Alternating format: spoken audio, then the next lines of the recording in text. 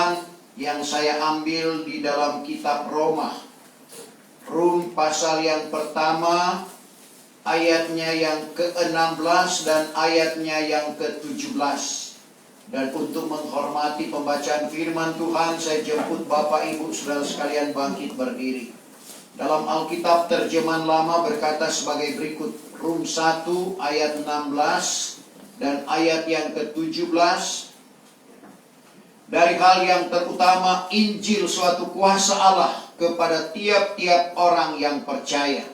Ayat 16. Karena tiadalah aku berasa malu mengaku Injil itu, karena iaitulah suatu kuasa Allah yang mendatangkan selamat kepada tiap-tiap orang yang percaya, terutama sekali kepada orang Yahudi dan kepada orang Gerika juga.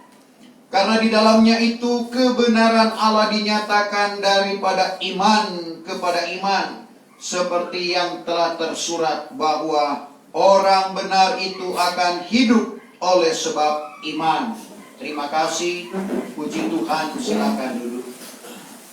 Firman Tuhan yang kita baca dan kita dengar pada pagi hari ini adalah suratan dari Rasul Paulus yang ditujukan kepada jemaat yang ada di Roma. Kita sudah tahu bersama latar belakang kehidupan Paulus.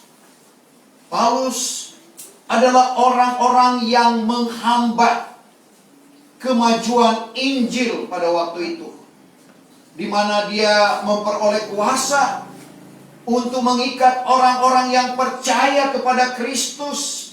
Bahkan pada waktu dia menuju ke Damsyik, tapi di sanalah Tuhan menangkap dia.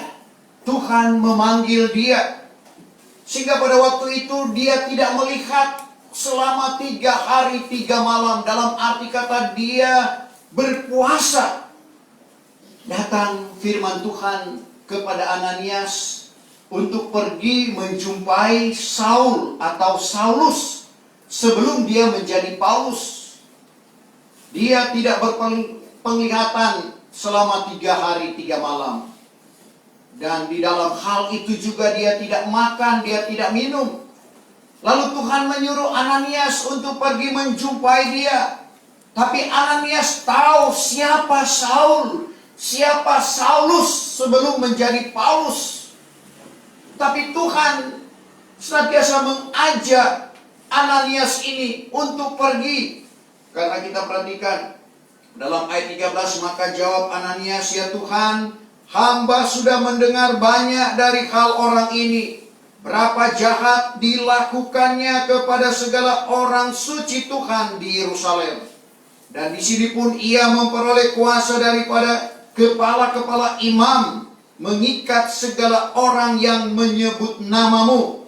Tetapi sabda Tuhan kepadanya, pergilah engkau, karena ialah suatu alat yang terpilih bagiku, dan memasyurkan namaku kepada segala orang kafir dan raja-raja dan Bani Israel pun.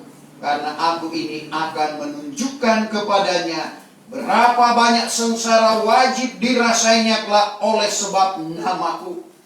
Jadi kita perhatikan apa yang dikatakan oleh Tuhan kepada Ananias benar-benar berlaku di dalam kehidupan dari Paulus. Tuhan pakai kehidupannya. Tapi bagaimana Tuhan katakan, karena aku ini akan menunjuk kepadanya beberapa banyak sengsara wajib dirasainya kelak karena namaku. Dan itulah yang disuratkan oleh Paulus kepada jemaat yang ada di Korintus. Dalam 2 Korintus 11 ayat 23 sampai ayatnya yang ke-28, pengalaman-pengalaman pahit yang dialami oleh Paulus. Tetapi itu tidak akan menghambat dia untuk mengerjakan akan pekerjaan yang Tuhan sudah percayakan di dalam kehidupannya. Suatu hal yang luar biasa, seperti yang disuratkan dalam 1 Timotius pasalnya yang pertama ayat yang ke-12. Maka aku bersyukur kepada Kristus Yesus Tuhan kita, yang sudah menguatkan aku oleh sebab ia sudah menaruh kepercayaan kepadaku. Pengakuan Paulus kepada anak didiknya, yaitu Timotius, bahwa Tuhan sudah menaruh kepercayaan kepadaku. Dia katakan di sini, yang sudah menguatkan aku oleh sebab ia sudah menaruh kepercayaan kepadaku, lalu aku ditetapkan kepada pekerjaan ini. Bagaimana Tuhan percaya sesuai dengan pengakuan Paulus? Karena ada orang yang percaya kepada Tuhan, tapi Tuhan tidak percaya. Kita bersyukur Bapak Ibu Saudara, kita yang tergabung dalam kabar pengantian Kristus, kita yang Tuhan sudah ungkapkan rahasia firman Allah ini, berarti Tuhan percaya. Karena pada zaman Tuhan Yesus masih ada di dalam dunia ini, banyak orang yang percaya karena melihat mujizat-mujizat yang dikerjakan oleh Tuhan yang luar biasa. Tapi pertanyaannya, kenapa Tuhan tidak percaya kepada mereka? Yang kedua, ayatnya yang ke-23. Maka pada waktu Yesus di Yerusalem, Pada waktu Yesus di Yerusalem, yaitu ketika hari raya Paskah, ketika hari raya Paskah, banyak orang percaya akan namanya. banyak orang percaya akan namanya, Sebab telah dilihat oleh mereka itu karena mereka melihat akan segala tanda ajaib yang diperbuatnya. tanda ajaib yang telah diperbuat oleh Tuhan Yesus. Tetapi Yesus sendiri tiada mempercayakan dirinya kepada mereka Tapi itu. Yesus sendiri tidak mempercayakan dirinya kepada mereka itu. Sebab dikenalnya mereka itu Karena sekalian. Tuhan kenal, ada orang yang percaya karena hanya mujizat. Dalam arti kata, orang percaya karena hanya perkara-perkara jasmani. Mau disembuhkan secara jasmani, karena sesuai dengan ungkapan Tuhan, sia-sia juga kalau hanya sembuh jasmani, tapi rohaninya tidak disembuhkan. Karena jasmani sebatas kita hidup di dalam dunia ini. Tetapi masalah rohani, di balik daripada kematian, ada kehidupan kekal yang disiapkan oleh Tuhan. Dan kehidupan kekal itu ada dua. Dan ini merupakan pilihan bagi kita. Ada yang kekal di dalam kesenangan, yang kita kenal adalah hidup. Ada yang kekal di dalam penderitaan, yang kita kenal adalah jalan lebar atau binasa. Jadi hidup adalah kekal di dalam kesenangan, dan binasa adalah kekal di dalam penderitaan. Untuk itu Tuhan Yesus dalam Matius 7 ayat 13-14, Dia memperhadapkan kita kepada dua jalan, dan masing-masing ada tujuannya. Jalan sempit tujuannya adalah hidup. Jalan lebar tujuannya binasa. Untuk jelas kita baca Matius 7 ayat 13 dan ayat 14. Masuklah kamu daripada pintu yang sempit. Masuklah kamu daripada pintu yang sempit. Karena luaslah pintu dan lebarlah jalan yang membawa kepada kebinasaan. Luaslah pintu dan lebarlah jalan yang membawa kepada kebinasaan. Dan banyaklah orang yang masuk daripadanya. Banyak orang, bukan sedikit, banyak orang yang masuk daripada pintu yang lebar dan jalan yang lebar. Karena sempitlah pintu dan sesatlah jalan yang membawa kepada hidup. Sempit, sesak jalan yang membawa kepada hidup. Dan hanya sedikit orang yang mendapat dia. Hanya sedikit orang yang mendapat dia. Sempit, sesak jalan yang membawa kepada hidup. Dan ini merupakan pilihan. Sebab itu ada orang yang bertanya, kalau begitu sedikitkah saja orang yang beroleh selamat? Setelah Tuhan mengungkapkan ini, kita perhatikan dalam Lukas 13 ayat 23 dan 24. Tapi Tuhan bilang, usahakanlah dirimu masuk daripada pintu yang sempit. Lukas. Maka berkatalah seorang kepadanya, Berkatalah seorang kepada Tuhan Yesus, Ya Tuhan, ya Tuhan, sedikitkah saja orang yang beroleh selamat? sedikitkah saja orang yang beroleh selamat? Maka katanya kepada mereka itu, Kata Yesus kepada mereka, usahakanlah dirimu masuk daripada pintu yang sempit. sampai di situ, usahakanlah dirimu masuk daripada pintu yang sempit. Karena tujuannya adalah hidup. Tujuannya adalah kekal di dalam kesenangan. Berarti selagi kita masih hidup, bergerak, dan bernafas ini menentukan kekekalan nanti. Kalau kita hidup sesuai dengan kehendak Tuhan, kita akan kekal untuk selama-lamanya di dalam kesenangan. Tetapi sebagaimana rahasia kitab Sirulasar Soleman tentang bagaimana Sulamit berkata, tangkaplah kami rubah-rubah. Karena ada yang jadi rubah-rubah di akhir zaman ini. Tentunya dengan teknologi yang canggih, dengan adanya media sosial, mulai menceritakan kejelekan gembalanya. Oh, gembalanya begini, belum tentu benar. Saudara, ini adalah rubah-rubah yang akan merusak iman sidang jemaat. Tapi kita harus bertahan, Bapak Ibu Saudara. Kita bersyukur Tuhan sudah ungkapkan rahasia firman Allah ini. Biarlah kita tetap di dalam pengajaran. Orang mau katakan apapun kita harus melihat apa yang dikatakan oleh Paulus dalam 2 Tesalonika pasal 2 ayatnya yang ke-15. Karena hanya dengan ini kita akan tetap dan kita akan menerima janji Tuhan, yaitu kekal di dalam kesenangan. 2 Tesalonika 2 ayat yang ke-15. Sebab itu hai saudara-saudara, Hai saudara-saudaraku, hendaklah kamu berdiri tetap. hendaklah kita berdiri tetap. Jangan kita goyah. Apapun yang coba-coba menggoyahkan kita, cerita bohong pun yang datang mau menggoyahkan kita, kita tetap berdiri di dalam kebenaran firman Tuhan. Serta memegang segala pengajaran yang sudah diajarkan kepadamu. Pegang pengajaran yang sudah diajarkan kepadamu, Baik dengan perkataan, baik dengan perkataan, baik dengan surat kami. baik dengan surat, baik lisan maupun tulisan. Jadi Paulus mengajak, dan firman Tuhan ini juga datang kepada kita supaya kita tetap jangan goyah. Jangan kita digoyahkan oleh rubah-rubah yang akan menjatuhkan akan iman kita. Karena kalau kita tidak berdiri tetap, sekali lagi, sebab itu Paulus juga mengungkapkan di dalam 2 Korintus 11 yang saya sudah sentil tadi, tapi kita baca ayatnya yang ke-26. Sehingga ada saudara-saudara yang seiman, yang seringkali munafik. Saudara, coba. Ayat yang ke-26. Banyak kali di dalam perjalanan, di dalam beberapa banyak sungai, di dalam beberapa bahaya penyamun, Bahaya di penyamun, dalam beberapa bahaya daripada bangsaku, di dalam beberapa bahaya daripada orang kafir, di dalam beberapa bahaya negeri, di dalam beberapa bahaya di padang belantara, di dalam beberapa bahaya di laut, di dalam beberapa bahaya di antara saudara-saudara yang munafik. Jadi kita lihat beberapa bahaya ini bahaya. Saudara-saudara yang seiman tapi sebenarnya munafik. Ini harus kita perhatikan, Bapak Ibu Saudara. Karena memang banyak orang yang akan berpaling, bukan sedikit. Banyak orang yang akan berpaling. Ingat itu terutama sidang jemaat. Jangan sampai karena hal-hal yang terjadi sekarang ini akhirnya kita berpaling daripada iman.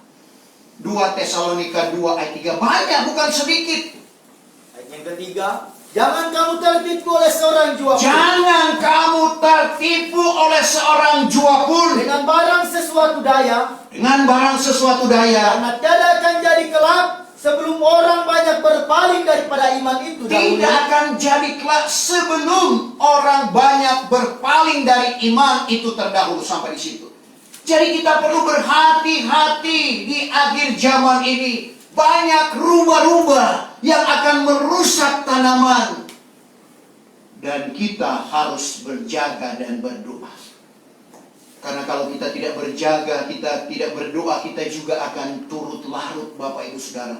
Kita akan terbawa dengan situasi saat ini. Tapi kalau kita berdiri teguh di dalam firman Tuhan seperti yang kita baca saat ini. Karena tiada aku berasa malu mengaku Injil itu. Karena itulah satu kuasa Allah yang mendatangkan selamat.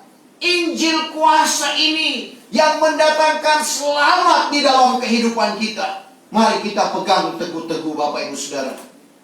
Sehingga kita dapat melihat bagaimana campur tangan Tuhan, pertolongan Tuhan di dalam kehidupan kita. Paulus setelah dia dipanggil oleh Tuhan, kita perhatikan apa yang dia ungkapkan kepada jemaat yang ada di Galatia. Galati 1 ayat 13 sampai ayatnya yang ke-15. Bagaimana kita perhatikan, dia tidak bermusyawarah dengan siapapun. Dan dia menyadari bahwa dia dipilih semenjak dari dalam rahim ibunya. Begitu juga dengan bapak ibu saya dan saudara. Masih di dalam rahim ibu kita, kita sudah dipilih oleh Tuhan. Tapi jangan sampai kita yang sudah dipilih oleh Tuhan ini menjadi 5 anak darah yang bodoh. Saudara, 5 anak darah berarti sudah dewasa, sudah akil balik. Tapi Tuhan ingatkan, firman Tuhan selalu mengingatkan. Kalau kita dinasihati oleh firman Tuhan, berarti Tuhan sangat mengasihi kita. Jangan sampai jadi seperti 5 anak darah yang bodoh. Dalam Matius pasal yang ke-25, bagaimana Tuhan perumpamakan. Sama-sama punya pelita dan minyak. Artinya sudah ada firman, ada Roh Kudus. Tetapi yang bijaksana tetap ada persiapan pelita dan minyak. Karena pelita tanpa minyak itu sia-sia adanya, tidak akan menyala. Nah, 5 anak darah yang bodoh ini kehabisan minyak. Dan akhirnya pada waktu pengantin datang, mereka berusaha untuk menyalakan pelitanya, tetapi pelitanya tetap padam. Tapi bagi kita, biarlah pelita kita tetap menyala. Biarlah roh kita menyala-nyala dan layani akan Tuhan. Jangan kita tertipu dengan barang sesuatu jua pun, seperti kata Paulus. Dan untuk itu sekali lagi, kita yang sudah dipilih oleh Tuhan, tentunya Tuhan punya maksud dan tujuan tertentu. Yaitu seperti dalam Yahya pasal 15 ayat 16. Supaya kita berbuah, supaya kita berhasil. Coba kita baca di Yahya 15 ayat 16. Bukannya kamu ini yang memilih aku, Bukan kamu yang memilih aku, kata Tuhan Yesus, melainkan aku inilah yang memilih kamu, melainkan Tuhan Yesus telah memilih bapak ibu saya dan saudara, serta menetapkan kamu, supaya kamu ini pergi mengeluarkan buah, supaya kamu pergi mengeluarkan buah, dan buahmu itu kekal adanya, supaya barang apapun yang kamu pohonkan kepada Bapa dengan namaku, Ia karuniakan kepada kamu. Jadi apa yang kita pohonkan kepada Bapa atas nama Tuhan Yesus Kristus, Dia akan karuniakan di dalam kehidupan kita. Asalkan kita berhasil, artinya mengeluarkan buah. Dan inilah yang Tuhan tuntut di dalam kehidupan kita. Ada 3 macam buah yang Tuhan ingin kita keluarkan. Matius 3 ayat 8, keluarkanlah olehmu buah-buah yang berpadan dengan tobat. Kedua, keluarkanlah olehmu, tadi kita sudah baca, buah-buah pelayanan. Bukan kamu yang memilih aku, tapi aku yang memilih kamu supaya kamu pergi mengeluarkan buah. Dan yang terakhir, Galati 5 ayat 22-23 adalah buah-buah roh, yaitu perbuatan ajaib. Memang kita tidak mampu mengeluarkan dengan kekuatan kita sendiri, tapi lewat Roh Kudus, pertolongan Tuhan di dalam kehidupan kita, yang akan memampukan kita untuk mengeluarkan buah-buah roh. Karena kata Paulus, buah-buah roh ini adalah perbuatan ajaib. Buah roh berbeda dengan perbuatan baik. Ada orang lain tahu sudah mengeluarkan buah roh, bagaimana dia mengeluarkan buah roh kalau belum ada roh? Jadi untuk mengeluarkan buah roh mulai bertumbuh. Dari baptisan roh, kepenuhan roh, baru karunia-karunia roh, baru mengeluarkan buah roh. Karena perbuatan baik itu dapat dikeluarkan oleh manusia siapapun. Orang yang tidak percaya kepada Tuhan bisa berbuat baik karena dengan kemampuannya manusia. Tetapi untuk mengeluarkan buah roh itu adalah perbuatan ajaib. Untuk itu kalau kita perhatikan dalam pelajaran 7 tingkat iman, dalam tingkat yang ke-6, Itu ada di dalam 1 Korintus 12 ayat 4, 5, dan ayat 6. Yang keempat adalah berbagai-bagai karunia. Ada berbagai-bagai karunia roh, Tetapi rohnya itu satu. roh itu satu. Dan ada berbagai-bagai jawatan. Ada 5 jawatan Tuhan, rasul, nabi, penginjil, gembala, dan guru agama. Tapi Tuhannya itu satu. Tapi Tuhan itu satu. Dan ada berbagai-bagai perbuatan ajaib. Ada 9 buah roh yang disebut oleh Paulus adalah perbuatan ajaib. Tetapi Allah itu juga yang mengerjakan segala hal itu Allah yang mengerjakan segala hal itu di dalam sekalian orang. di dalam sekalian orang lewat pertolongan Roh Kudus. Jadi buah roh dalam Galati 5 kita perhatikan, di situ ada 9 buah roh yang dikatakan oleh Paulus adalah perbuatan ajaib. Memang ajaib kalau kita keluarkan keseluruhan buah roh itu. Karena kita dibawa pada kesempurnaan kalau kita sudah mengeluarkan ke-9 buah Roh Kudus. Galati 5 ayat 22 dan 23. Ayat yang ke-22. Tetapi buah-buahan roh ialah kasih, sukacita, perdamaian, panjang hati, kemurahan, kebaikan, setiawan, lemah lembut, tahan nafsu. Maka tiada ada hukum yang melarangkan yang demikian. Tidak ada hukum yang melarangkan yang demikian. Dimulai dengan kasih. Dan kasih itu kalau dijabarkan oleh Paulus, kalau kita selidik dalam 1 Korintus 13 itu pun luas. Mulai ayatnya yang keempat. Karena kalau tidak ada kasih, Bapak Ibu Saudara, biar kita memberi diri kita dibakar. Kalau tidak ada kasih, itu pun tidak sia-sia. Itu pun jadi sia-sia. Untuk itu kita perhatikan, buah roh itu sekali lagi tidak mampu kita keluarkan dengan kekuatan dan kemampuan kita. Allah yang mengerjakan di dalam roh. Kalau kita mau memberi diri kepada Tuhan, untuk Tuhan bentuk kehidupan kita, sehingga sekali lagi kita sampai mengeluarkan buah roh. Berarti kalau kita dikuasai oleh Roh Kudus, mengeluarkan buah Roh Kudus seperti firman Tuhan yang sering kita dengar. Di mana ada bangkai, di situ berkerumun burung nasar. Matius 24 ayat 28. Sekali lagi, di mana ada bangkai, di mana ada kematian daging, di situ berkerumun burung nasar. Jadi kita lihat, kalau orang yang sudah mati daging, kematian daging, biar dicubit kalau mati, tidak akan terasa. Artinya, biar kita mau dijelekkan apapun, kita tidak akan. Saudara, karena banyak orang seperti istilah orang Manado, tasontong sadiki tapela besar. Saudara, cuma disinggung sedikit, wah luar biasa. Ngamuknya luar biasa. Berarti daging belum mati itu. Jadi kita akan dibawa sampai ke sana, supaya Roh Kudus bekerja dan akhirnya kita mengeluarkan buah roh. Salah satu, kita harus mematikan kedagingan ini. Sehingga meskipun orang remehkan kita, orang jelekkan kita, kita katakan puji Tuhan. Tapi kalau kita masih mengamuk, berarti kita belum mematikan kedagingan ini. Orang cerita kita lalu kita masih memberontak, kita belum matikan kedagingan ini. Jadi memang itulah tujuan Tuhan, untuk kita sama dengan Bapa, untuk kita sama dengan Kristus.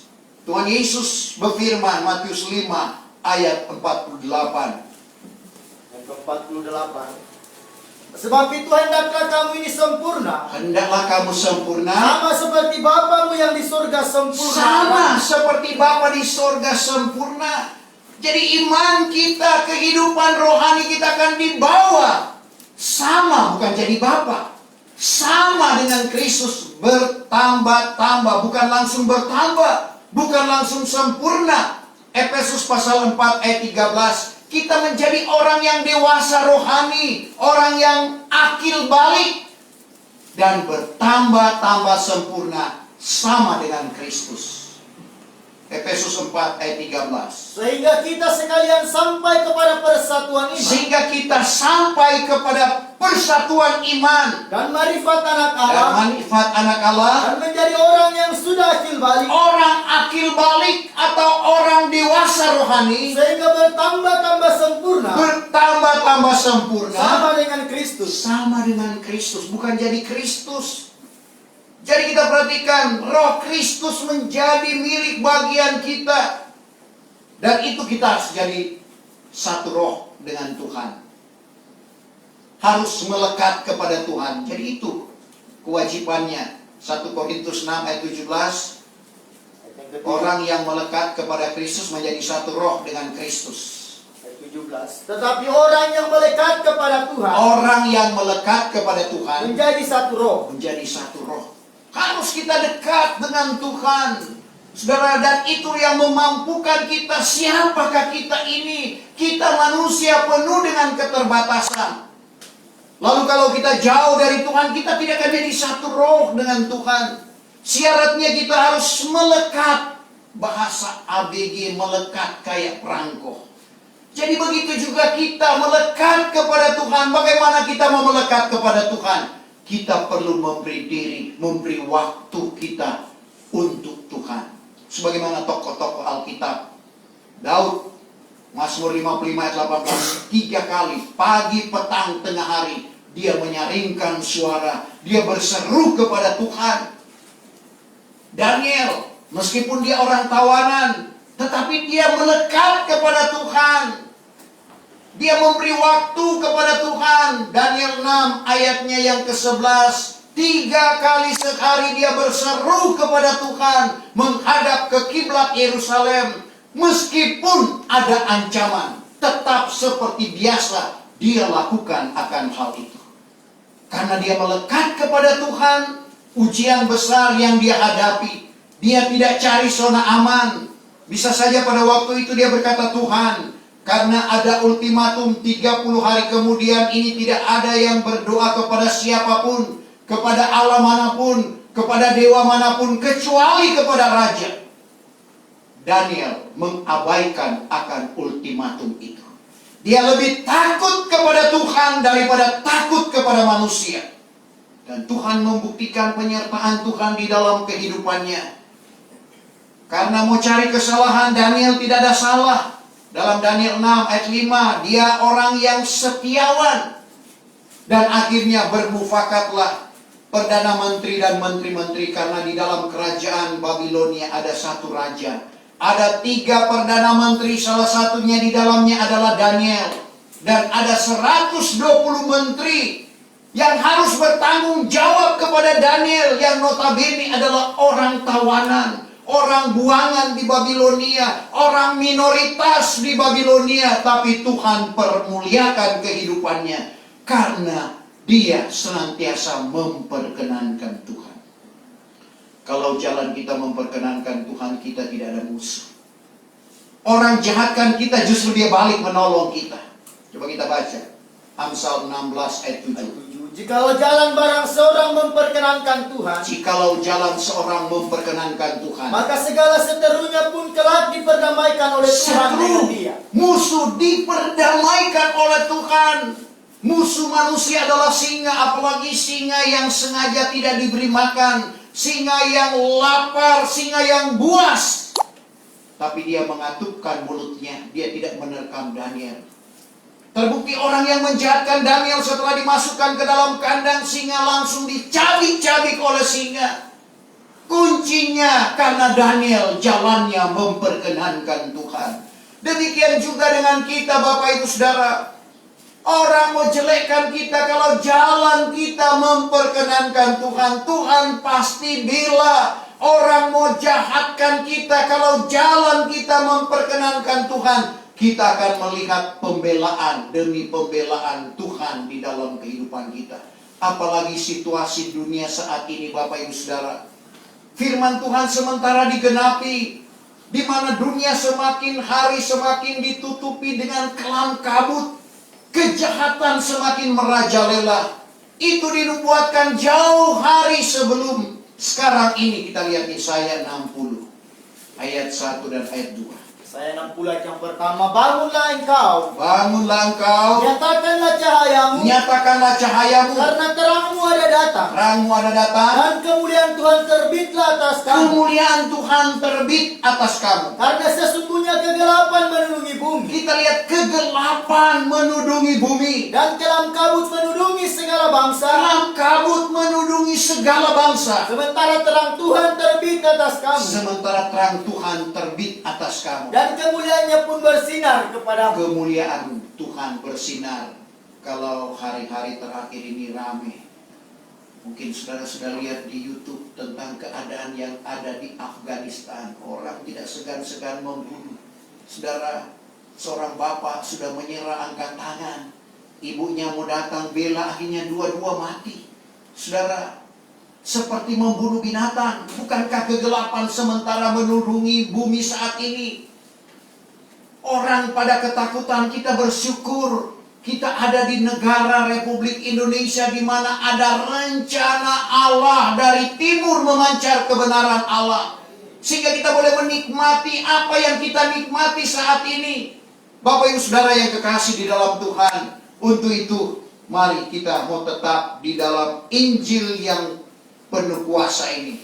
Karena tiada aku berasa malu mengaku Injil itu, karena ia itu suatu kuasa Allah yang mendatangkan selamat. Jadi Injil, firman Tuhan yang kita dengar, atau firman Tuhan yang kita beritakan, itu adalah kuasa. Tadi saya sentil dalam kata-kata pembukaan apa yang dikatakan oleh Paulus dalam Ibrani 4 ayat yang ke-12. Bahwa firman Tuhan itu bagaikan lebih tajam dari pedang bermata dua. Makan dalam, hidup dan berkuasa, makan dalam, menceraikan nyawa dan roh, sendi dan sumsum, dan tahu menyelidik segala ingatan dan niat hati. Jadi firman Allah itu hidup, berkuasa, lebih tajam dari pedang bermata dua. Karena firman Allah, Yohanes 1 ayat 1, itu adalah Allah sendiri. Pada mulanya adalah firman, firman itu bersama-sama dengan Allah, dan firman itu juga adalah Allah sendiri. Berarti kalau kita membaca firman, kita mendengarkan firman, kita ada bersama-sama dengan Allah. Dan kuasa itu menjadi milik dan bagian kita, yang memampukan kita untuk menghadapi situasi dan kondisi yang membuat orang takut, yang membuat orang khawatir, yang membuat orang cemas. Tetapi bagi kita ada kekuatan kuasa Allah yang melindungi kehidupan kita, yang akan memberikan keberanian bagi kita. Karena seperti Paulus katakan kepada Timotius, Tuhan beri kita bukan roh penakut, tapi roh kuasa, kasih, dan memerintahkan diri. Coba kita baca itu 2 Timotius kan. 2 Timotius 1 ayat 7. Sebab Allah sudah mengaruniai kita bukannya suatu roh penakut, Sebab Allah sudah mengaruniai kita bukannya suatu roh penakut, melainkan roh kuasa, melainkan roh kuasa, dan kasih, dan memerintahkan diri. Jadi dikatakan roh kuasa Tuhan anugerahkan di dalam kehidupan kita. Dan kita perlu memiliki itu. Kisah 1 ayat 8. Apabila Roh Kudus turun ke atas kamu, maka kamu akan memperoleh kuasa, dan kamu akan menjadi saksi bagiku, mulai dari Yerusalem, Yudea, Samaria, sampai ke ujung bumi. Dan ayat yang kedua dalam pembacaan tadi, karena di dalamnya itu kebenaran Allah dinyatakan dari iman datang kepada iman, seperti yang tersurat, bahwa orang benar itu akan hidup oleh sebab iman. Perlu ada iman di dalam kehidupan kita. Seperti bapa segala orang beriman, yaitu Ibrahim. Dia melangkah tanpa keraguan. Di dalam Kejadian pasal yang ke-12 Tuhan bilang, keluarlah engkau dari negerimu, dari kaum keluargamu, pergi ke negeri yang akan kutunjuk. Tuhan belum bilang di mana. Tapi Ibrahim melangkah dengan iman. Tapi bukan berarti karena Tuhan yang menyuruh dia, tidak ada tantangan. Baru keluar, masuk ke Mesir, diperhadapkan dengan Firaun. Masalahnya istrinya sangat cantik. Begitu juga Kita perhatikan di Gerar, Raja Abimelek. Bahkan ujian yang terakhir di dalam kehidupan Ibrahim setelah Tuhan sudah karuniakan dia anak yang dijanjikan Allah kepadanya. Tuhan bilang, ambillah olehmu anakmu yang tunggal, yaitu Ishak yang kau kasih. Di dalam hal ini, Ibrahim lebih mengasihi Tuhan dari apa yang dia kasihi. Tuhan tahu dia sangat mengasihi Ishak. Karena Allah yang nyatakan itu anak perjanjian yang dijanjikan Allah kepadanya. Dan pada waktu dia terima, mustahil bagi manusia karena istrinya sudah tidak bisa lagi menurut medis untuk mengandung dan melahirkan. Tapi Tuhan berikan kepadanya.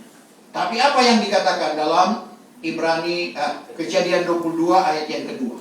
Kedua, lalu firman Tuhan Kepada Ibrahim, ambillah olehmu akan anakmu yang tunggal itu, Ibrahim, ambillah olehmu anakmu yang tunggal itu, yaitu Ishak yang kau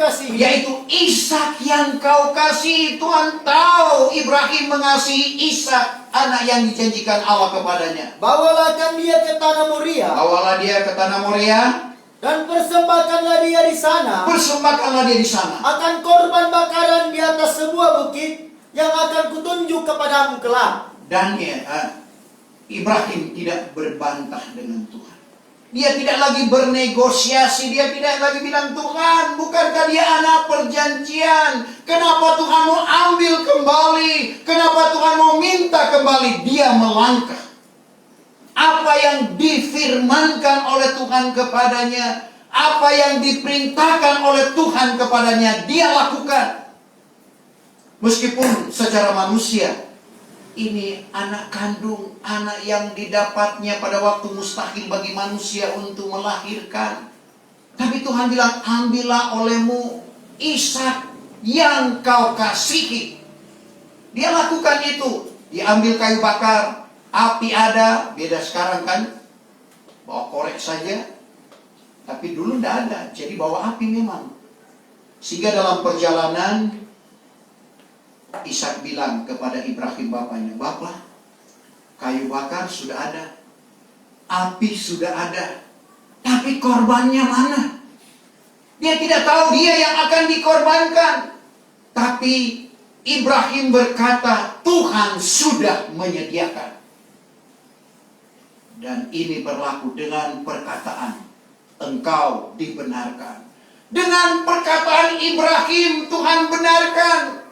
Karena pada waktu Ibrahim sudah mengikat Ishak, dan tangannya sudah mulai terhunus untuk menyembelih, mempersembahkan Ishak, malaikat Tuhan menahan tangannya dan menyuruh dia menoleh melihat domba yang sudah disiapkan oleh Tuhan. Firman Tuhan dengan perkataan engkau dibenarkan. Kita baca ayat itu. Dengan perkataan engkau disalahkan. Jadi dengan perkataan yang benar kita dibenarkan, dengan perkataan yang salah kita disalahkan. Jadi jangan sampai kita sembarang berucap, sembarang berkata. Jangan kita katakan, coba Matius 12 ayat 37, Matius 12 ayat 37. Karena dengan perkataanmu engkau akan dibenarkan. Dengan perkataan yang benar engkau dibenarkan. Dengan perkataanmu juga engkau akan disalahkan. Dengan perkataan yang salah engkau disalahkan. Ada lalu bilang tidak ada, jadi tidak ada betul. Jadi kita perhatikan, kalaupun orang tua misalnya anak minta uang, jangan bilang tidak ada, tapi untuk keperluan lain. Kalau bilang tidak ada, tiba-tiba tidak ada, betul. Karena dengan perkataan engkau dibenarkan. Saya terlalu berhati-hati dengan perkataan ini. Karena memang tidak salah siapapun dia. Ucapan kita, perkataan kita didengar oleh Tuhan. Jangan bilang, oh saya cuma bergurau. Orang lalu bilang, jangan kita bilang, cuma baku sedul. Nah, ada itu. Yang sudah keluar, itu berbahaya Bapak Ibu Saudara. Dengan perkataan itu kita akan dibenarkan. Dengan perkataan itu juga kita akan disalahkan. Benar Saudara, apa yang dikatakan oleh Ibrahim berlaku. Tuhan memang siapkan. Saya juga pernah dan banyak kali mengalami itu. Mau ke Medan, Saudara, saya bilang nanti saya terbang. 2 Dulu cuma naik kapal laut pun ya untung-untungan kalau dapat berkat. Tapi dengan perkataan setelah saya katakan demikian, tiba-tiba ada berkat yang datang melebihi tiket dari Makassar ke Medan. Dengan perkataan saya bilang, ya biar saja nanti saya terbang, saya naik pesawat. Dulu masih jarang naik pesawat, dulu masih ramai dengan Kambuna, Sini. Tapi itulah Tuhan. Jadi saya pegang juga, karena saya sudah berkata demikian. Tuhan benarkan perkataan saya, Dia kirim berkat tanpa saya duga. Dan kuncinya juga harus kita mengasihi Tuhan. 1 Korintus 2 ayat 9, sehingga yang kita tidak duga itu yang Tuhan berikan. Yang mata tidak lihat, telinga tidak dengar, tidak timbul di dalam hati manusia, itulah yang disediakan Allah bagi orang yang mengasihi Dia. Kita garis bawahi kalimat yang terakhir, 1 Korintus 2 ayat yang ke-9. Melainkan seperti yang tersurat. Barang yang mata tiada Mata tampak, tidak tampak, dan telinga tiada mendengar, telinga tidak dengar, dan yang tiada timbul di dalam hati manusia, tidak timbul di dalam hati manusia, itulah yang disediakan Allah bagi orang yang mengasihi Dia. itulah yang disediakan Allah yang kita tidak duga Tuhan siapkan, Bapak Ibu Saudara. Apalagi di hari-hari terakhir ini, Saudara, memang kita perlu melihat hal-hal yang kita tidak duga, asalkan kita mengasihi Tuhan. Sebab itu ayat firman Tuhan tadi, bagian yang kedua, karena di dalamnya itu kebenaran Allah dinyatakan daripada iman kepada iman, seperti yang tersurat bahwa orang benar itu akan hidup oleh sebab iman, kalau dia tidak undur. Ibrani 10 ayat 38, tetapi orangku yang benar akan hidup oleh sebab iman. Dan jikalau ia undur, maka rohku tiada berkenan akan dia. Tetapi kita ini bukannya orang yang undur sehingga binasa, melainkan orang yang beriman sehingga selamat jiwa. Biarlah kita tetap beriman, Bapak Ibu Saudara. Meskipun kita harus menghadapi gelombang pencobaan yang ada, kita harus bertahan. Kita minta kemampuan dari Tuhan. Kita minta kekuatan yang daripada Tuhan. Dalam arti kata, kita berjalan bersama-sama dengan Tuhan.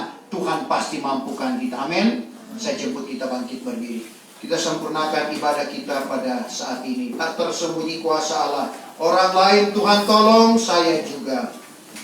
Tak tersembunyi kuasa